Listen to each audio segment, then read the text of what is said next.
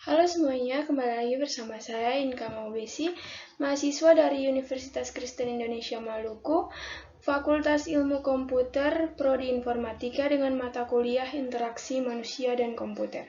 Di saat ini saya akan membawakan materi dengan judul Teknologi Web.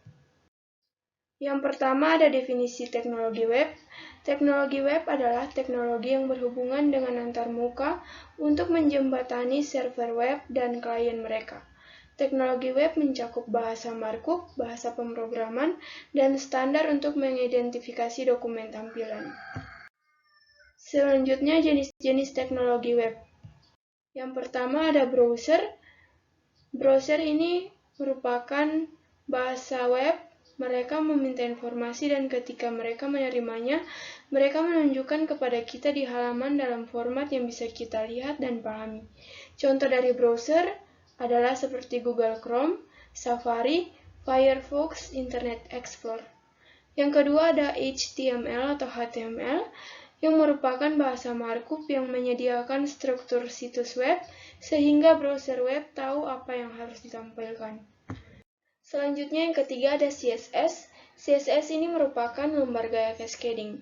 Desainer web CSS dapat mengubah warna, font, animasi, dan transisi di web. Mereka membuat web terlihat lebih bagus.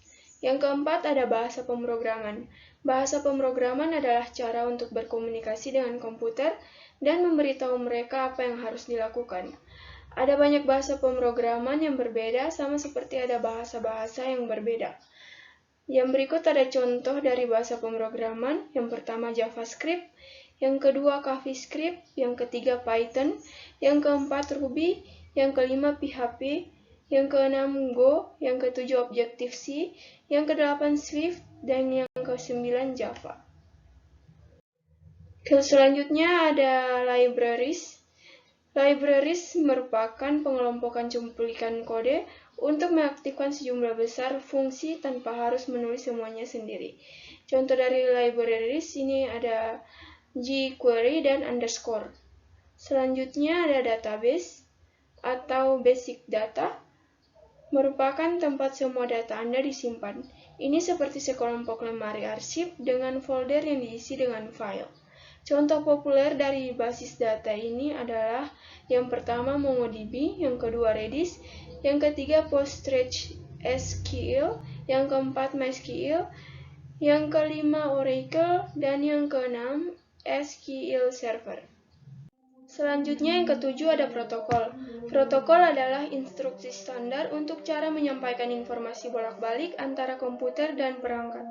Yang termasuk protokol di sini ada tiga. Yang pertama HTTP, yang kedua DDP, dan yang ketiga REST. Selanjutnya API, yang merupakan antarmuka pemrograman aplikasi. API dibuat oleh pengembang aplikasi untuk memungkinkan pengembang lain menggunakan beberapa fungsi aplikasi tanpa berbagi kode. Yang kesembilan, data format. Data format adalah struktur bagaimana data disimpan. Contoh data format yang pertama JSON, yang kedua XML, dan yang ketiga CSV. Demikian penjelasan saya mengenai teknologi web beserta elemen-elemen pendukungnya. Sekian dan terima kasih.